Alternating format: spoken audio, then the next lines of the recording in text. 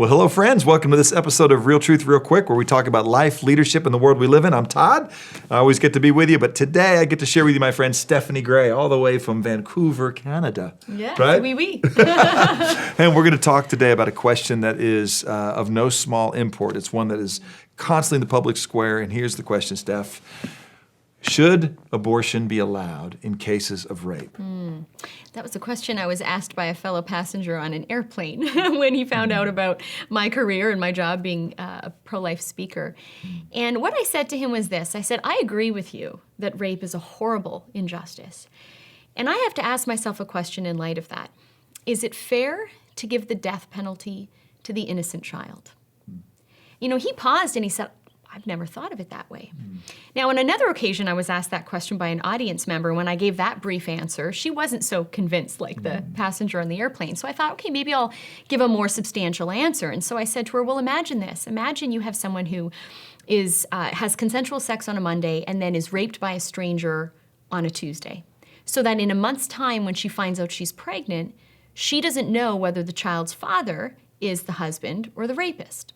So I said, let's say she carries on with the pregnancy, hoping it's her husband's child. And then after the baby's born, they do a paternity test. Test results come back and reveal the child's father, not her husband. It's the rapist. So then I asked the student a question. I said, would we allow that woman or anyone to kill the newborn child because of the father's crime?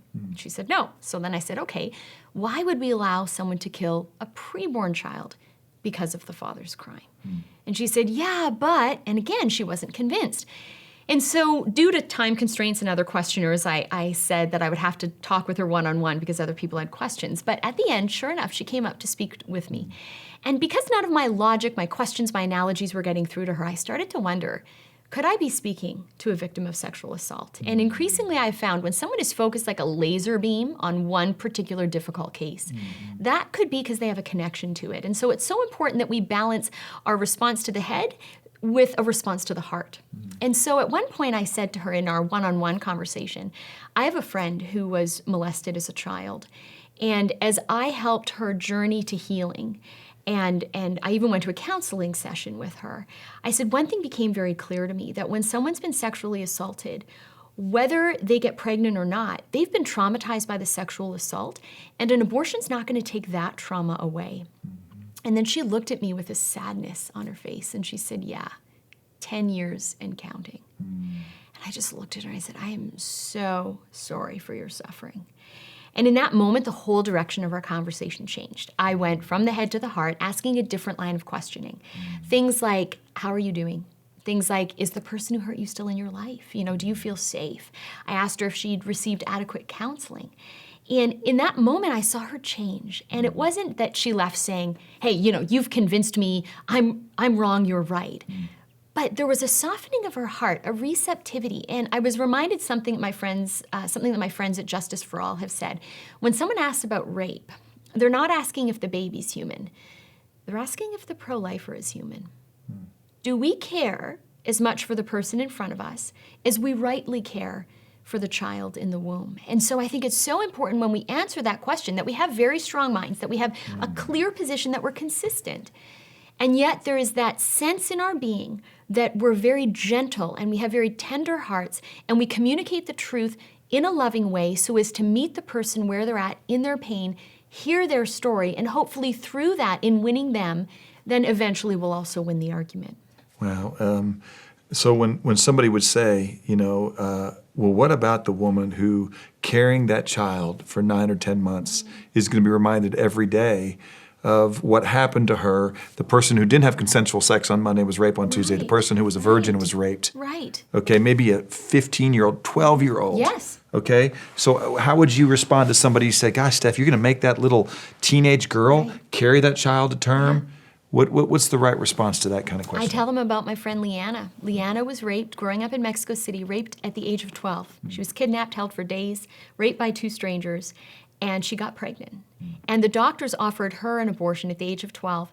And profoundly at that age, she asked the doctor a question. She said, if I have an abortion, will it take away all the feelings I'm feeling and all the memories that I have? And so the doctor had to answer her that technically, no, the abortion wouldn't take that away. And remarkably, she said, when she was asked about her story, then I didn't see the point. She said, all I knew, there was a life that was inside of me, and that life needed me, and she said, and I needed that life. And when she tells her story, she talks about how she was suicidal during that pregnancy, not because she was pregnant, but because she was continually triggered by the trauma of the rape. It was something that you can't just erase the memories of. Even if you don't get pregnant, you're still going to be remembering, particularly within the close proximity of the act itself having happened. And so my friend was tempted to commit suicide because she was in such anguish from the trauma of the rape. And you know why she didn't kill herself? Why? Because she was pregnant. And she said, I realized as much as I was tempted to kill me, I didn't want to kill the child. And so when she told me her story, she looked me in the eye and she said, Stephanie, I saved my daughter's life, but she saved mine. Wow. And her daughter became her will to live, her motivation, and her best friend. Wow. It's beautiful. To your earlier question, I mean, she almost had that sense. You asked the question earlier, do we ever prosecute the child for the sins of the father? Right. Ezekiel 18 references this in Scripture, Ezekiel 33, where God says, no, each man needs to carry, their own burden for the choices they've made. But man, you've done an amazing job of helping us understand that even a question we answered, another real truth real quick, which is what's a compelling way to talk about the abortion topic? It gets back to, well, what are we looking to kill, or what are we looking to remove? And if it's a cyst, sure, take it out of the body. But if it's a human life, Right. as your friend shared and as you so winsomely made the case. Thank you for answering that question. Anything else just on this topic? You know what? Yeah, it's something that comes to mind. Certainly we need the utmost of compassion for victims of sexual assault. And we need to provide all the counseling and support that we can. And we need to acknowledge they have been victimized. We need to keep coming back, though, to the point that abortion is not going to unvictimize them. It's not going to unrape them. It's not going to take that trauma away. I'm reminded of another friend of mine, Nicole. She got pregnant from rape, and she opted for an abortion. And she says that it was harder to heal from the abortion than the rape. Because she said, I didn't choose the rape, but I chose the abortion. Wow. And of course, we need to always remind people, as my friend Nicole will testify, that God is a loving and merciful God. And there's no denying that the victim of sexual assault is under emotional distress, and these are factors that could influence a choice she makes. So whatever choice we have made, God is a merciful God, and we can be washed clean with the blood of Christ. But if we've yet to make the wrong choice, we want to be well equipped so that we can be like Leanna and make the right choice. So great. Well, listen, gang, we have a ministry here at Watermark that deals with both men and women that have made the abortion decision. If you need forgiveness from that, whatever the story was of how you became that way, we want to minister to you. If you're not here, we'd love to help you find abortion recovery ministries where you're at. Certainly, Stephanie's done an amazing job of helping us answer the question, is the Christian, what kind of person and compassion does a Christian show to the person in front of them? Something we always ought to do. We ought to be marked by love and kindness. So thank you so much for helping us with this question. There's lots of other resources in the show notes. Stephanie gave an amazing talk at Google that answered this question, I think during the Q&A, and others, which you can check out and hit the link there and look at all the other resources we have, and we'll join you next time in another episode of Real Truth, Real Quick.